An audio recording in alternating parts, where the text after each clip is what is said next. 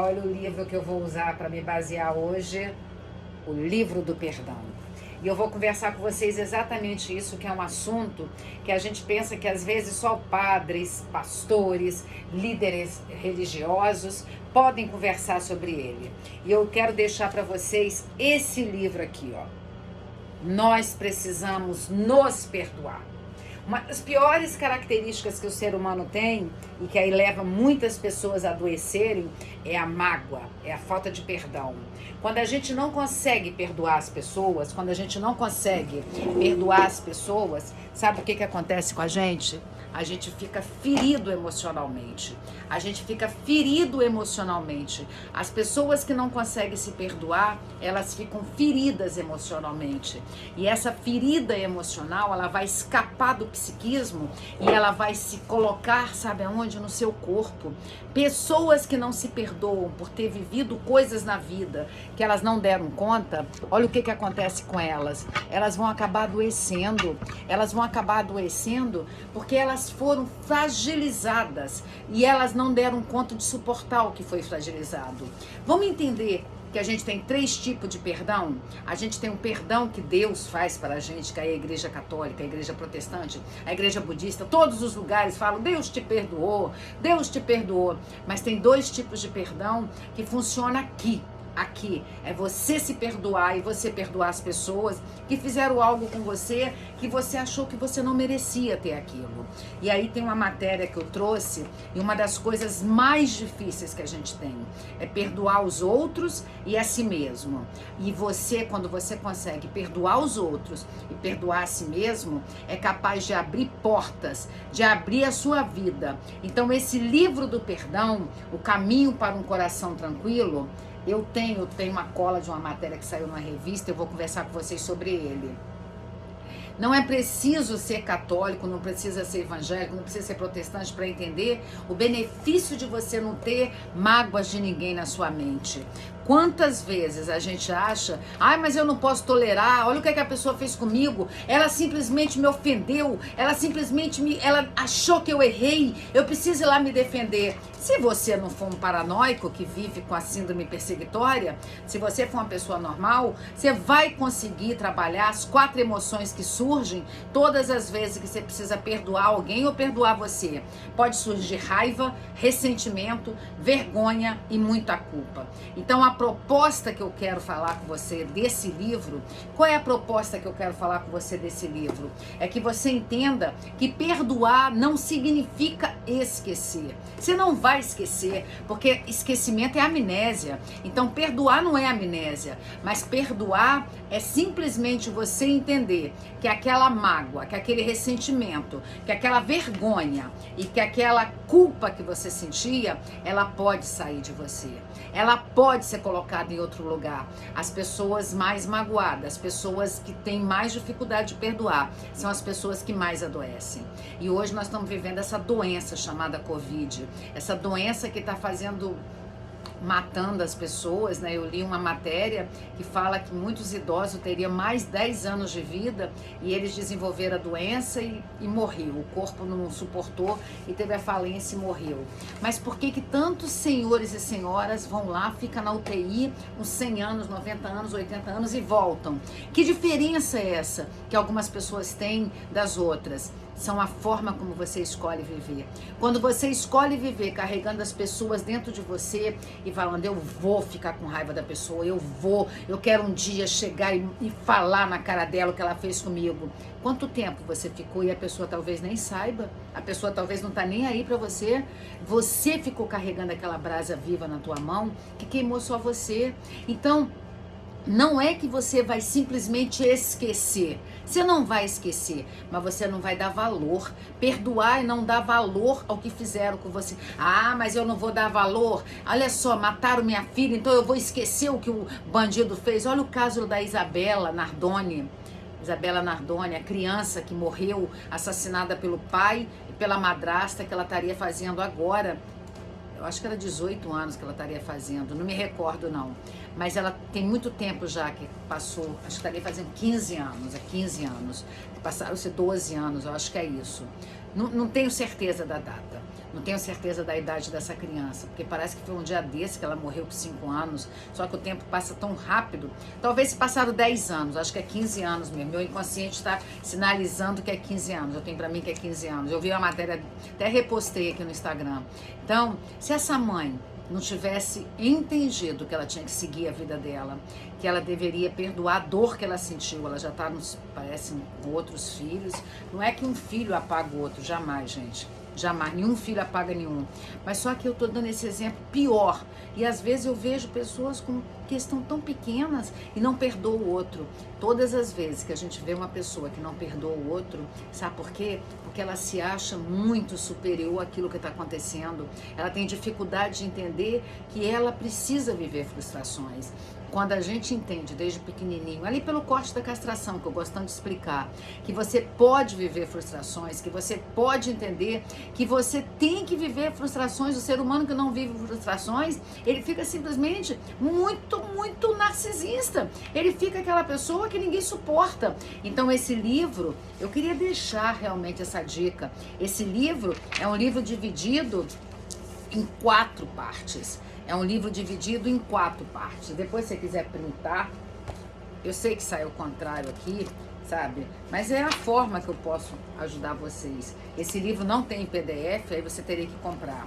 Então, você tem que trabalhar a sua vida escolhendo o perdão, perdoando sua família e perdoando a si mesmo. Essas 3 questões. Aí ele fala aqui, ó, parte 1, escolhendo o perdão. Por que escolher o perdão? Aí ele explica por que escolher o perdão. A parte 2 ele fala perdoar sua família, perdoar seus pais, perdoar seu marido ou sua esposa, perdoar as crianças. A parte 3 ele fala da coisa mais difícil, que ele fala a parte mais difícil é você ter o auto-perdão. Porque o auto-perdão é o novo nascimento para a sua vida. Perdoar a você, porque de repente você nasceu com um tom de pele que você não queria, você nasceu com um tom de cabelo que você não queria, você queria ter outra aparência e você veio à Terra com essa aparência que você veio, você nasceu dessa família. Você tem que perdoar as questões da sua parte física, que é uma coisa muito séria. Tem muitas pessoas que não se perdoam por ser do jeito que são.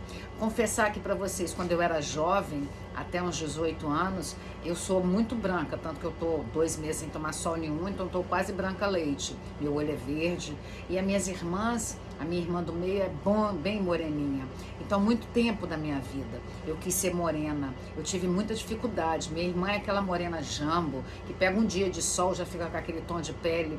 Então, muito tempo eu queria ter aquele tom de pele, mas um dia eu entendi que eu parecia mais com o DNA da família do meu pai, que a família do meu pai que é loura, a família da minha mãe tem um tom de pele jambo. Tanto que a minha irmã mais nova, ela tem a minha pele e o cabelo preto. Eu não, eu sempre fui loura. Tá vendo até minha sobrancelha é meio loura? Então, ó, meu cabelo é um louro claro, ó.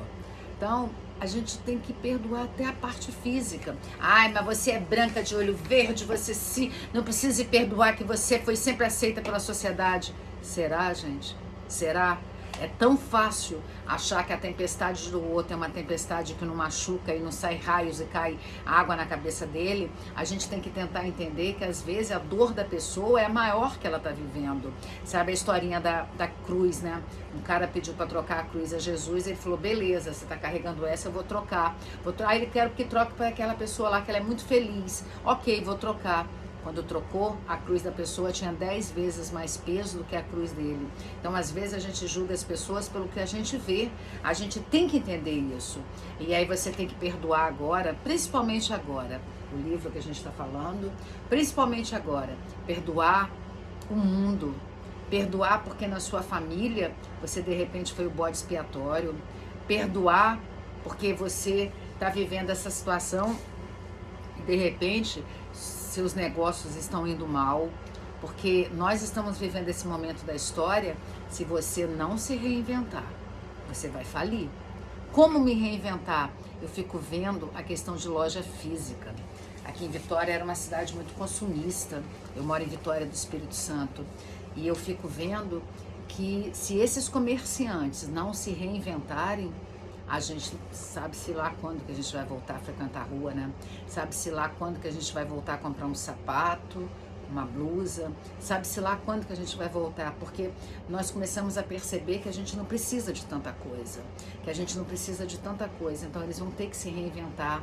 O cliente já estava ficando difícil, agora vai ficar mais difícil ainda, e eu vejo que algumas pessoas ainda não aprenderam. Eu vejo, assim, eu não sei como que descobre um e-mail da gente. Eu não gosto de receber e-mails com vendas, eu não gosto. Eu gosto de, quando eu quero, eu procuro. E aí, a caixa de e-mail lota, ainda bem que você pode bloquear algumas pessoas. Ai, que soluço. Então, você tem que começar a perceber que o mundo está mudando. Você está se adequando a essa nova mudança do mundo? E esse livro do perdão fala aqui, ó. Perdoar e ser perdoado são atitudes comumente ligadas à religião. Atitudes que fazem parte de pregação de vários religiosos, mas que dificilmente é posta em prática.